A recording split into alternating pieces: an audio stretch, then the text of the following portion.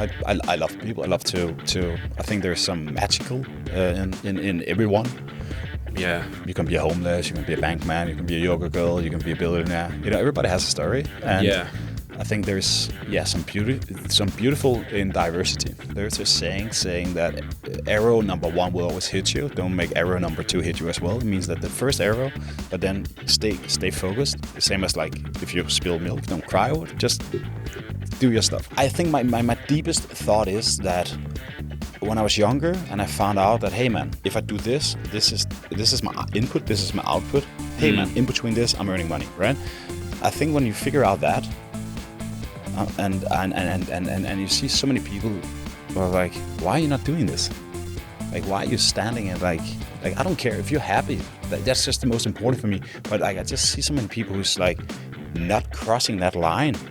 Just staying in this, comfort zone of the size of a peanut. A colleague of mine asked me if I should give advice to someone asking. I was like, okay, if I should give you 2, get a gym membership, go there fucking every single morning. It's the best way to feel like pumped and for a brain to get stimulated.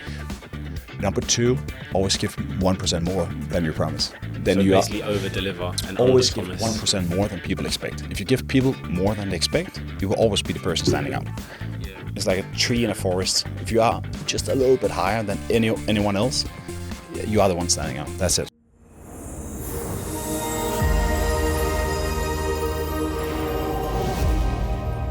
Okay, hello everyone. My name's Joshua Armani and we're in Bali at the moment and we have a very special guest today. His name is Rasmus Holst and he is the founder and CEO of Coco Developments in Bali. Welcome. Yeah, super nice. Great. And we're just going to start straight away and say, where did it start? Who is Rasmus? Who is Rasmus? That's I think that's a good question. I would say it depends on perspective, but at least I'm in the regie of Bali. Let's call it that. I'm known as the founder of Coco Development Group.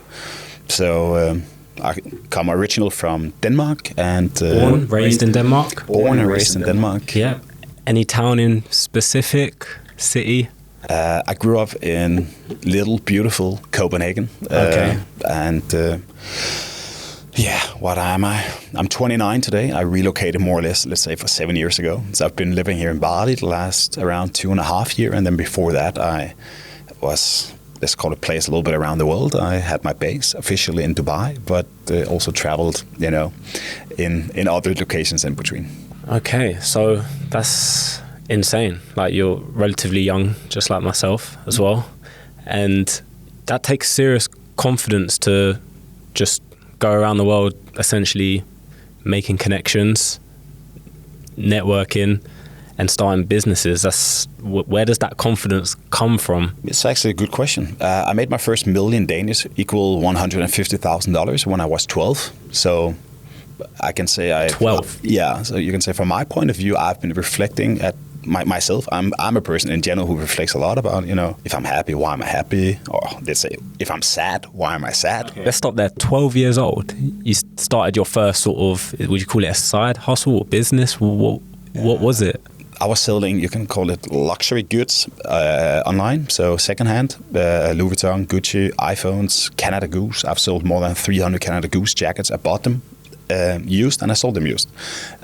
So how did I... And where did that come from? Where did that idea come from? Was it from school, people wanting the nice things in life and then you was like, hang on a moment? Or was it just the internet? What prompted you into selling those goods? I think in general, I've just always been like curious and like I learn quite quick. And I think I just always been like, you solve the Sudoku, then what's next? So you challenge status quo and, you go to the next level. You know what I mean? Like so, yeah. And what did your parents, I'm guessing was you brought up by your parents, both father and mother? Or? Yeah. Beautiful, very regular, normal family. Yeah. Great people, like really good people. Heart. Yeah, both just normal human beings. Works as in what is called kindergarten, like regular jobs. Yeah. The classic 9 to 5. You eat at 6, whatever. Okay, eat all together in the evening or in front of the TV. Yeah. So I think if I should say what is my biggest fear in life, it's always like nothing against it. It was just too easy, and it's too easy. It was too easy just to have a regular life. So I think for I can tell you, I've never had a job in my life. I've worked at a sandwich bar. That's the only payslip I've got in my life when I was like 16. Except that I've been self-employed since I could. So when you started that business as a 12-year-old, what was your parents' feedback to you doing? What did they prompt you to start, or was that just your own intuition? You can say, from my point of view, I bought a jacket. I couldn't fit it the next year. When you buy a jacket when you're 11 and it costs $800, it's quite a lot of money, and I wanted to have a new. So I was like, fuck it, I'm gonna buy a used one this time, and then I sold my previous. I bought a new one, and then I was like, hey, I can also buy it in brown, and then I could sell the black, and then hey, I think in general people they like overestimate like how difficult it is to earn money. It's actually quite simple. You need something as simple as, let's call it a formula, like you have learned in math in school. So you had would you say you had a taste for the brand as such, and then you then realize, like, hang on a moment, I can actually make money flipping these brands or these clothes, and I can actually enjoy the sense of having a nice jacket as well. You can sell many things. What the majority of people in this world is selling is their time. I think when you in a young age figure out that, well, I can make, let's say, $100 or $200 by selling a jacket. Just as an example, it can also be iPhone. I've sold more than 200 iPhones, fixed them, sold them again. This is like 15 years ago, right? Yeah. But obviously, yeah. I think when you understand that you can sell not time, like why would I sell my time? Why would I sell my time for $20 when I can, as an 11-year-old, whatever the age, I can do it today. You know what I mean? So were your parents quite proud of you like doing that at 12 years old? Or were they just like, just do your thing, son? Yeah, I think like in a natural way. It was not the biggest like, oh, we're so proud of you, like but they just left you to your own devices, sort of thing. If that's what you want to do, as long as you're not getting in trouble and you're not doing anything wrong, then go ahead and do. Yeah, I think I've always been like, I've been kicked out of 6 schools, so I've always been like, I think I'd rather want to go too far than not far enough. Challenging status quo. Try. If you don't try, you don't know. Kind of mentality. So after that, so you did that as a child.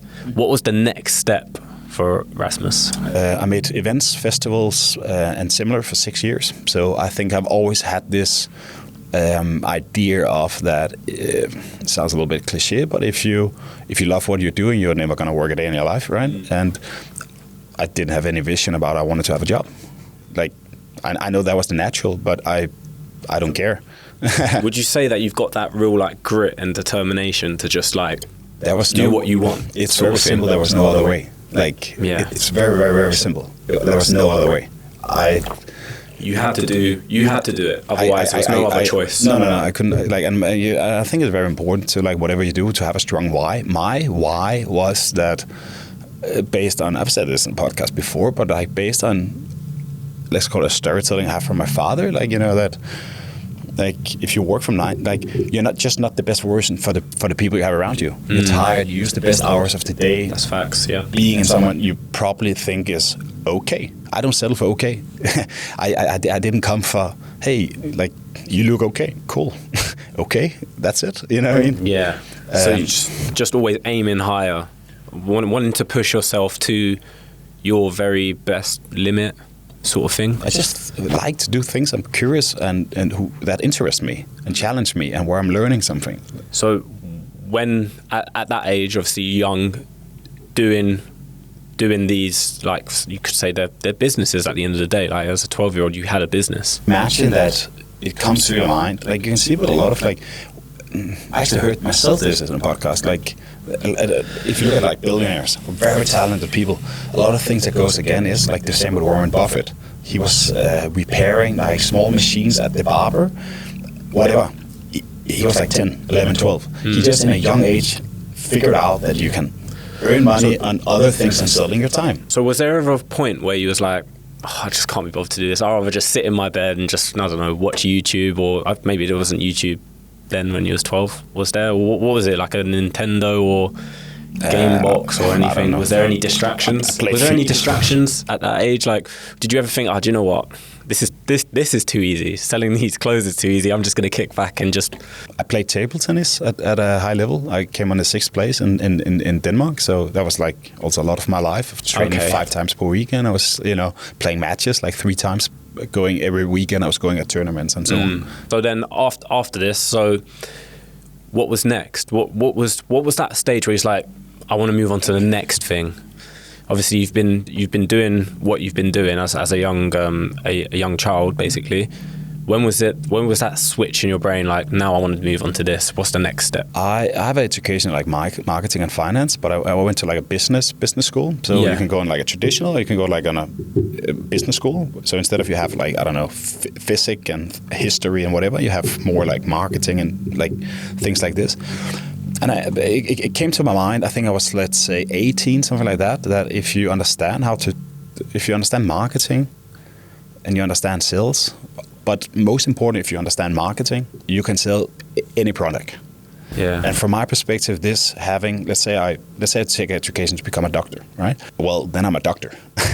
I'm of course, you can go from being this type of doctor to this type of doctor, but you're still, like it's too narrow. Basically, the path is the path. Basically, with those sort of professions. If I can, if I can see the end of the road and I can already,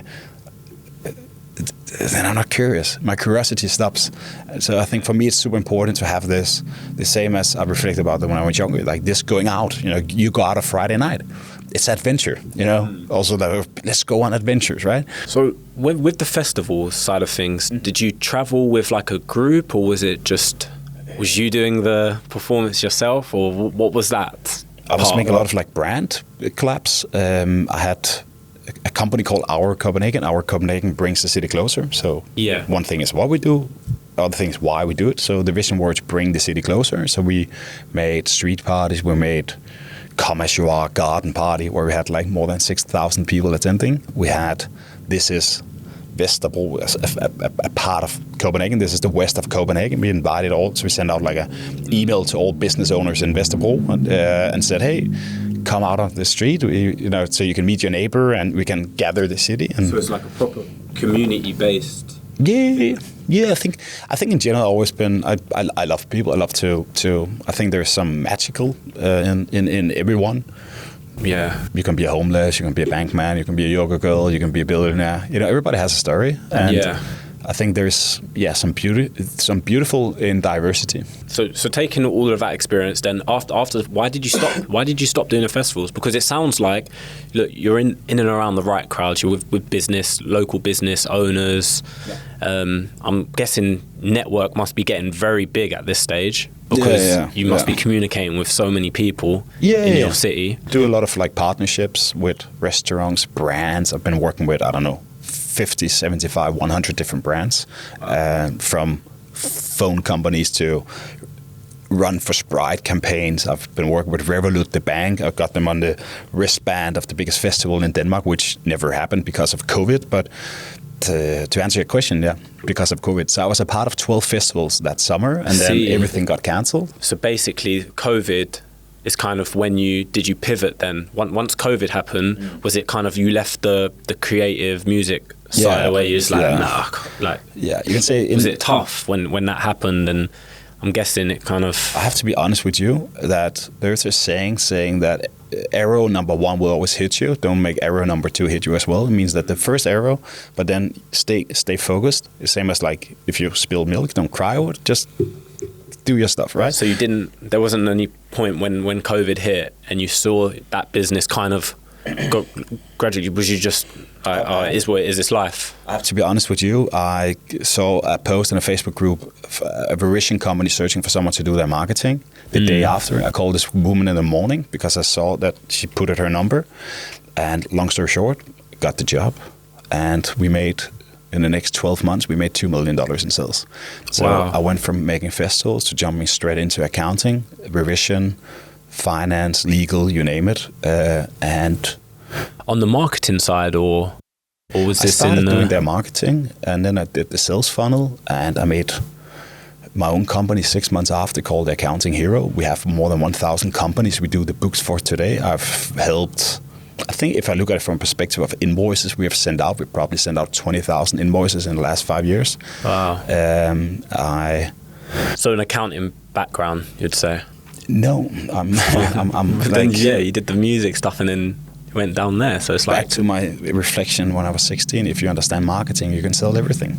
Yeah, that's true. Yeah, business is about people. It's about processes. It's about creating a recipe, having a structure of some kind. If you understand that, it doesn't matter. So what's your biggest setback been? Have you ever, or do you not even see it as a setback? You're just like, I love it. I love that question because I had someone who asked about like if there's something like, and you know what? I couldn't come up with anything. And you know why? I had to dig. You know, I'm handling. No, I know what you mean. Problems every single day. Yeah. But I couldn't come up with anything. I think it's just my natural like way. They get dealt with, and it's just you don't even put it in your mind. You don't store it in any part of your brain. It's next thing. But it's like it's very simple. It's like if things are what you make them. I also said that to my team. Like if you make something big, it's big. If you make something small, it's small. Yeah. I'm running a development company. You know what I mean? Yeah. We're plus 600 people in organizations today, but things are what you make them. I'm running a company. Sales, marketing, product. That's it. Yeah, I think sometimes it gets overcomplicated, doesn't it? It can be complicated as much as you make it complicated. If you want to, you can make things very complicated. Yeah. But simplicity is definitely key. If you want to scale something, and if you want to have, let's say, someone to take over whatever position in your company, well, if you have 5 steps, it's quite easy to take over. If you have fucking 85 pages onboarding just to put it in, you know, then sometimes I do feel like everything is so like overcomplicated sometimes, and it doesn't genuinely have to be, does it? Really? No. It's at the end of the day, yeah, it's what it is. But yeah, so moving forward from that, so you was working in marketing for the accountancy firm, right? Yeah, 1 month. 1 month? Yeah. What was going through your brain to just do 1 month? You was doing well. You made them lots of money. I made them $150,000 in 2 weeks. And then I went from doing their marketing to just pick up the phone and call all bookkeepers in Denmark, because I knew all the bookkeepers is the best funnel B2B in regards to this signature that we are selling, whatever you want to call it, for people who could do the auditing. And long story short, I had called all bookkeepers in Denmark in like a few months, and they started calling me back because they thought I was the guy doing the signature, because it's good in my language, whatever. At least they had a good picture of me, let's call it that. And then they asked me if, hey, can you help me? I'm so busy. Can you make the financial report for my client? And long story short, I made a brand. I made a company out of it called The Accounting Hero. And we just gathered, like out of fucking nowhere. In 3 months, I had the craziest network ever, because I just, Was you proud of yourself? I feel like the way you explain your story, it's just like, yeah. But was there ever? Do you ever like self-reflect on what you've achieved? Yeah, but like I think, and this is like, I think things are what you make them. And to be honest, I don't see what I do is very complicated. I don't say that everything I do is like something I believe everyone can do, but in general, I think a lot of things. But yes or no? Do you like self-reflect and think, you know what, like, yeah? I reflect a lot, and I reflect about how I can optimize on things. How can I make things smarter? I often talk a recipe. So, for example, let's say we have our content team. So I say, okay, cool. If I want to have videos that goes viral, what if we just found 500 videos who already went viral, and we just look at the music, the hook, all the small details, and we just duplicate it into our universe. This could be a viral video about someone selling shoes. Yeah.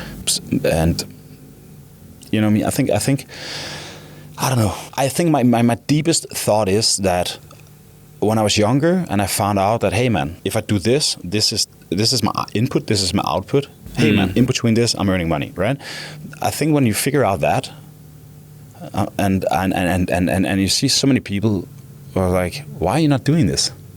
Like, why are you standing and like I don't care if you're happy. That's just the most important for me. But like, I just see so many people who's like not crossing that line. Yeah. Just staying in this, comfort zone of the size of a peanut. Funny you say that, because when I worked at an estate agent in London, a small, like, independent one, nothing big. It wasn't like high-end clients, just a bog standard like London estate agent. And even to this day, sometimes I drive past that estate agent and I see the same people sitting in that chair, in the same position, like the same desk. And everything literally the same as I left. That's why I never took a job. I just look in and I just think, wow. Yeah. And then I just carry on driving. But anyway, so your journey, yeah. Mm-hmm. Do you feel like it's ever impacted, like with personal life? When you're running multiple, and you're a very driven person, right? Mm-hmm. Always striving to improve yourself, improve the businesses that you're within. Mm-hmm. When it comes to like personal life, like, is it easy to manage? Like, is it hard to manage your personal life and being an entrepreneur? I think you get more aware of your time. Like, I evaluate my time more. Saying yes to something is saying no to something else. If you can put it out that way. I think if I look at like people I have close today, like the majority of my friends are self-employed. Yeah. Like my girl was saying, like, you're having a meeting on a Saturday. It's Saturday. I was like, yeah, and you sit on a cafe and talk about nothing. I'm just meeting nice people. You know what I mean? Yeah. Like, for me, it's not. Again, things are what you make it. I look at it like I get the chance to have 4 meetings and I meet 4 super cool people. You know what I mean? Yeah. Like, that's interactions, and that's for me. Like I just have so many business connections where it just turns, like, tomorrow I'm going out with a good business connection of ours and just having a dinner. It's business, but it's pleasure. You know what I mean? Yeah. That's my social life. I rather want to combine it in a way where I say, hey, cool, I'm moving the ball forward. It's something I'm interested in. It's something that, So, would you say this is what led you to Bali at all, or how? So, obviously, how did you end up in Bali, basically? What's the story behind that? I was inviting a girl here that turned into become my girlfriend later on, and I had a good time. I liked it, so I stayed. That's the short version. Simple. Yeah. Just came here. He's like, wow, this is a really nice place. Yeah, I'm gonna stay here. You can turn it around and say the reason I'm running a development company, lifestyle brand, you name it, here in Bali is because I wanted to have a life in Bali. So I had a functional company in Denmark. I was making money. I could just lay on the beach or whatever you want to do in Bali. But so when you started Coco Developments, where did it start? Because I obviously see it's all over Instagram and Facebook. Where did it start? It started with Rasmus looking at the price of a lunch and the price of a villa and being like, I can eat for like $2, but it cost me $4,000 per month for property. It's the same it costs in, many major cities in Europe. So it's like, something doesn't make sense. On the front end, I'm good at marketing and branding, but in the back end, I'm quite a numbers guy. So again, back to the formula, if you can buy a jacket for $1,000 and you can sell it for $2,000, hey, then you're making profit. Yeah. What is the cost to build a villa? What is the market prices? Yada, yada, yada. And then today But even from I'm not a construction background as such, was it ever daunting to get involved in, developing in another country, not your home country? Was it ever daunting at all to be like, do I know what I'm exactly doing, especially when you started? But that's the beauty, That's what makes it magical. If you know every step, it's super boring, But if you don't take the first, like I see, like you have a long road, you have a lot of things you want to understand. But if you need to take the first step, like it's difficult to look 100 meters if you're still on zero.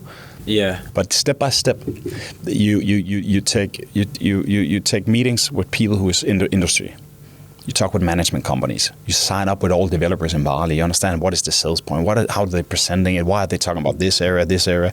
You talk with contractors. Okay, so this is the market price for building a square meter of a pool area, or you name it. You know what I mean? You get more and more information in, and you start to like have a more clear vision. Yeah, because that's definitely my passion is construction. I love seeing things being built in real life. Yeah, it's beautiful. It's just something so satisfying to see something in real life being like from the ground up. And then it's super cool. It's super cool. Like you can build everything. I can build anything you want. I can build like as a person who doesn't want to have a narrow road. I can do everything. I can build I can build a hair salon. I can make a podcast studio. We build resorts today, right? But I can build everything. Yeah. I can we're building a project in the north, making the drawings. It's called Aura, and it's just fucking next level. You know what I mean? It's just really fucking futuristic, and I'm just sitting there with the guys, and we like, for example, we're building, and that's coming back to like marketing, branding, and understanding of how you positionate yourself. You need to have something that stands out. We're differentiated. We're building the most well-done, biggest jungle gym in the world, for example. We're looking at what is the biggest jungle gym you have in the world. Okay, we are going to build something that is bigger. You know what I mean? Things like this, and we're all just sitting thinking like, this is nice. You know what I mean? This is fun. This is fun. Especially with like the beauty of Bali as well. It's like being able to implement these cool ideas into a beautiful land. It's incredible. It's so fun. It's so fun. Like it's super fun. Okay. And you've got a few awards as well for some of your developments. Correct. We have our jungle resort that has been nominated for, what is it called, for the Pacific Design Award. Yeah. Going off the back of that, so tell us a bit more about Coco Developments. Obviously, I'm thinking this is your main venture at the moment, right? I'll say so. Yeah, it's your main mission. This is what's waking you up in the morning every day, like it's keeping fun. you super pumped. It's super cool. Yeah, it's super fun. In regards to that, was it hard to have people sort of buy in to what you were creating at the start, or was everyone at the start going, yes, this is it? Everything is a learning curve. It took me 10 years to do this in 1 year, kind of mentality. You know, it's not, your first podcast will never be perfect. Number 2 will always be better, right? So in the same way that step by step, we do very good today. As I say to the team every day, like, it's never been easier. We have never been we have never had a better understanding of what we do. We've never had a better track record. We've never had more developments. We've never had more data, whatever you want to call it, on what is working, what is not working. So step by step, things goes. We started June 2023. We really got into operation and started to make money in October. We had our first $1 million revenue month in January, and what are we in now? We're in 2025, mid-February. So we made a little bit more than $20 million in our first year last year, 2024. And we look at making around, I believe we should be able to make $75 million. Pessimistic, we're going to make 50. We made $7.5 million in the last 50 days. What is that? Since the 2nd of January.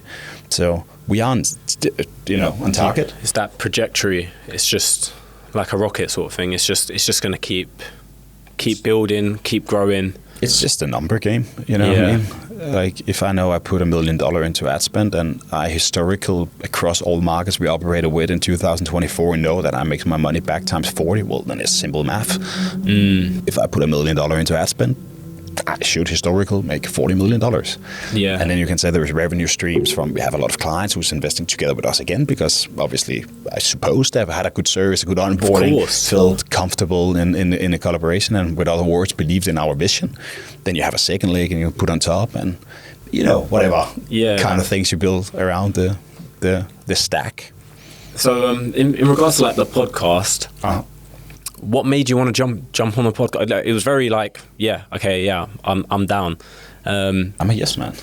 Yeah. If like, for me, it's also like, I don't know, just it's another opportunity to be out there. No, or is it just because you? I have my office 2 minutes from here. I have my next meeting in 45 minutes. So I was like, whatever. I like to talk.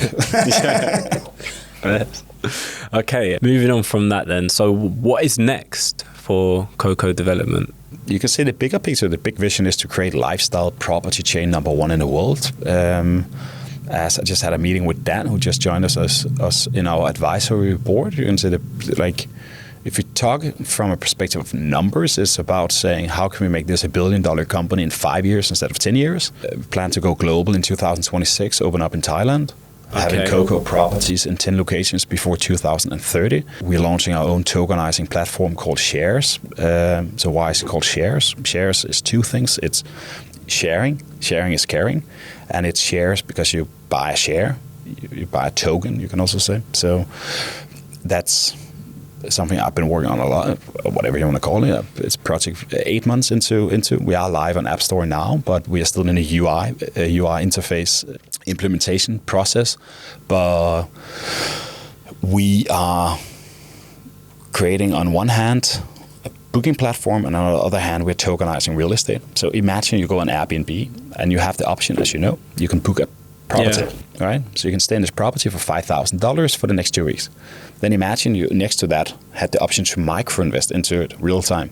So you can book a property or you can micro-invest into it. And if you micro-invest into the property, we give you travel benefits as you go, as we call it. So you get a cash back, you get money back on your investment, but we also give you travel benefits. So you can invest into a property, $10,000, and then we give you travel benefits. So you get a voucher of travel benefits of, for example, $2,500 that you can spend on your next Coco property booking. So essentially, like, it's basically you're building your own economy, really. Yeah, we do it. You can say at the end of the day, we are on one hand a lifestyle brand, on the other hand, we operate like, and we are an investment company.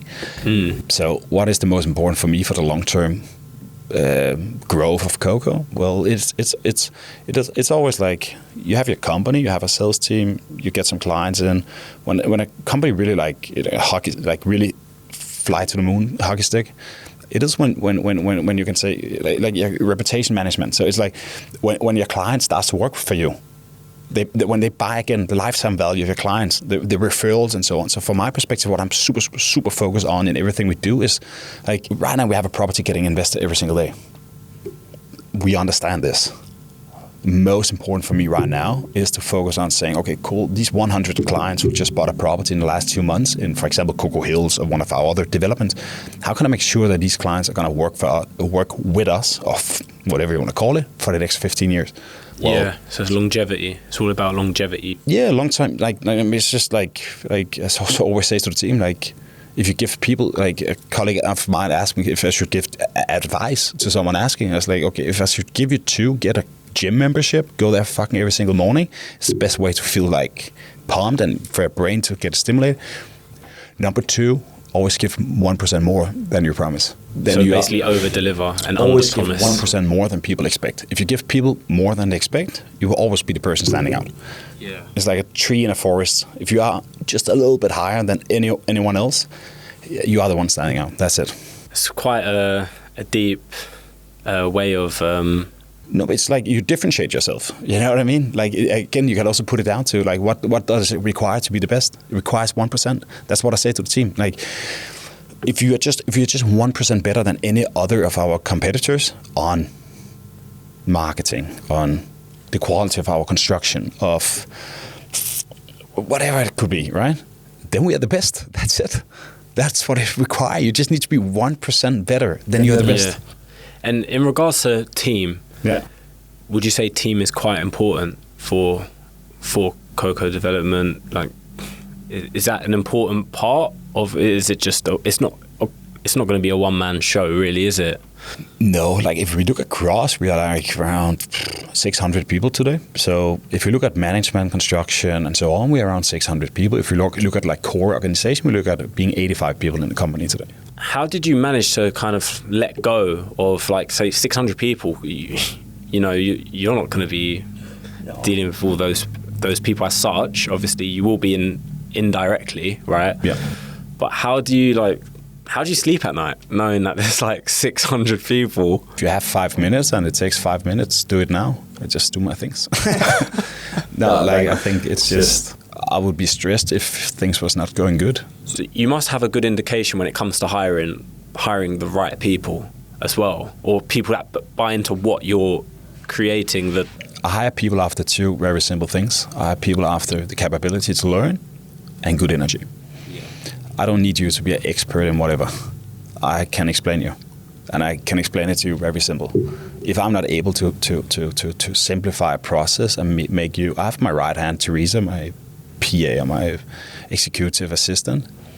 She's a fucking machine.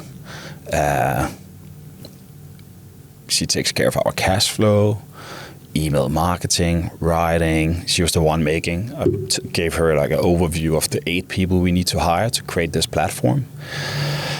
Blockchain, legal team, financial team, 2 full-time stack developers to create the application and so on. But I have the overview. You know what I mean? I don't need you to be expert. I just need, you know what I mean?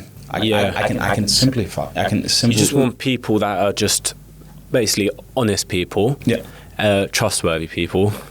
It sounds, I'm saying these words as if it's like really easy to find constantly these sort of skills. Obviously, it is as such. I guess it's as well with your company. Is it you want? I'm sure your employees, your colleagues. I'm guessing they buy into what your aspirations and goals are with the company as well. It's a little bit like Elon Musk. He has Tesla and has SpaceX. You know, like it's not like what you do, but why. You know, it's always about like, you know, having this massive vision about, you know, changing the world, you know, saving the world and so on. Because it sounds like a very fast-growing, dynamic company. Would you say it would be different if, say, you... Obviously, this isn't your company, but say, for example, it is a bit more of a stale, very stays the same sort of business. I don't know how to reference it. You know what I'm trying to say, right? Would you say it would be harder to find people that are as driven as the people that you have involved within your company? Yeah, I think so, definitely. Your branding of like it's back to your vision, your mission, whatever you want to call it. Like it's not what you do, but why you do it. If you can talk into the why, you talk straight into like you trigger a whole other emotion, and you work for something deeper than just a payslip. You know what I mean? It's not like a clock in, clock out sort of thing. People really do. No, but like if you have 10 different developer companies, and let's just say, for example, Bali. Like, why should this guy work for me? So it could be that I pay the best payslip, right? But then someone else can always pay more than me. If that was what it comes back to, that you're competing on price. Like I always also say with our properties, whatever I do, I'm not here to compete on prices. I'm here to compete on value. But with that said, I also pay my team very well. So they don't just love the blue eyes. They also... It's important for me that everybody has a success and driven, and that also comes back to financial freedom. You know what I mean? Like you said about being just 1% better than the rest. Yeah. I'm guessing when you are 1% better than the rest, theoretically, that means you do pay 1% more, obviously, theoretically speaking. Yeah. But it can also be that we have a 1% better marketing, 10% better marketing. That imagine you can work in this development company and you have 100 clients texting you per month, so you have 100 people to handle. In Coco, you have 400. Then we have 4x. There's 4x higher chance, like logical speaking, whatever you want to call it, that you would succeed here. Or we could have a product that is better. It's easier to sell because there is a storytelling, there's a higher meaning, there is a why, there is actually some thought process about what is it we're doing. We're not just selling, concrete. Yeah. Then you can go down to a shop. That's what we're up against. It's the same with Starbucks. There's a reason to take a coffee bean, you move it into a coffee shop, you put a logo called Starbucks on it. It just went from 0.0001% to $7 for coffee. Yeah. That's creating value. Do you ever go back home? Is this your home? I'm home. Bali is definitely home, 100%. Okay. So, and do you travel much anymore? Or is it literally, no, Bali? I became more settled here, I would say. Yeah. I just been in Barcelona and Copenhagen over Christmas for 2 weeks. Hands down, I miss to be here. Bali is a very special place. That's also why I'm here. I'm not here from business. I'm not here for business. It's opposite. I started a business because I wanted to have a life in Bali. That makes sense. I love to be here. Yeah. This is the most incredible place I've ever been. Wow. the energy is just very special, you know. Like I said, at an investment forum, if you ask me what's the best place I've been in the world, I guarantee it's not based on the place I stayed, but the people I met. Yeah, that's one thing I've realised. I haven't travelled much as such, but that I've been in Bali, I've just met so many unique, special people, all with different stories. People is here for a reason, you know what I mean? We're the first generation, and everybody has a story to tell. If you compare it with, let's say, Denmark, 86% of all people in Denmark, they're not self-employed. So let's say you go to a party, go to whatever, right? The majority of people I would be standing talking with, nothing against that, but they would be working in a kindergarten, they would be working at a university as a, you know, whatever it could be, right? Yeah. Everybody you meet in Bali, they have a story to tell. Like, definitely. Something beautiful, that. You know what I mean? They have whatever passion, and how incredible is that? It's like it's just never a boring day, basically. I said it to my friend yesterday that one of the most incredible feeling you can meet in a person, it can be in a woman, it can be in whatever, it's curiosity. It's the same as you find in a kid. Yeah, so everyone has that journey. Like, you know, even when I've been out here, I've met a few people out here, and it's everyone's just got a different story. Like, why are they here? What are they doing for work? What led them to essentially, be here? And it is a special thing, to be honest. And I am going to miss it because I'm going back to London tomorrow, and I'll definitely be back. What sports do you like then? Is there any sports other than work? Gym guy. I go to the gym every morning just to wake up. 30-45 minutes. I like to walk. I go a lot in wellness. I sound Bali, right? Ice bath. But no, I like to walk. I also like paddle. I've realised that people really like paddle. I still don't know what paddle actually is. No, paddle is nice. It's like a small part of tennis. It's including more people. Even the old ladies can play it. And you can get way more swings. In tennis, like 1, 2, gong, you know? Yeah. Nobody's good enough for tennis. I'm definitely going to have... Do you recommend any places to go play paddle? Bali Social Club is nice. It's just down here to the left. So, it's cool. Super cool place. I'm gonna definitely do that. Anything else? What would you recommend for people that have first come into Bali? What would you recommend them to do? That's a good question. Depends on what people they like to do. But I think I would recommend, if people haven't been to Bali, personally, I can only say I'm super grateful that I got the chance to visit Bali in a, you know, in a young age, whatever you want to call it. You know, like, let's say, for example, I've never been in Mexico, and let's say I go to Mexico when I'm 45, and I'm like, fuck, why have I not been here before? You know what I mean? Just you saying that's now making me want to go to different places. Yeah, do you think it makes a difference? Yeah, I'm super grateful that you know, Bali is far away, and that also brings it back to, like, people is here for a reason. You don't just fall into a plane and fly 18 hours. That's Europe, that's Bali. True. It's not like 3-hour flight to Spain, whatever. You know, it's like people are here for a reason. You don't just fly to Bali for the weekend. People. That's why I'm shocked. You go here for 1 week. Like, people normally come for like 3 or 5 weeks. I'm like, why are you in Bali for 7 days, bro? No, but like, it takes 3 days to get over jet lag. I'm still not over it, to be honest. No, I think I'm going to go back to London. I'm going to be fine. Yeah, in 7 days, bro, man. I think I messed up a little bit. Should have stayed longer. But, you know. You learn. Eventually, I'll be able to, you know, travel more and be in nice places. It's just, with my business, it's still relatively young. Even though it's doing super well, I'm super grateful. And how old are you? Proud. I'm 25. I turned 25 yesterday. Oh, yeah. Congratulations. Thank you.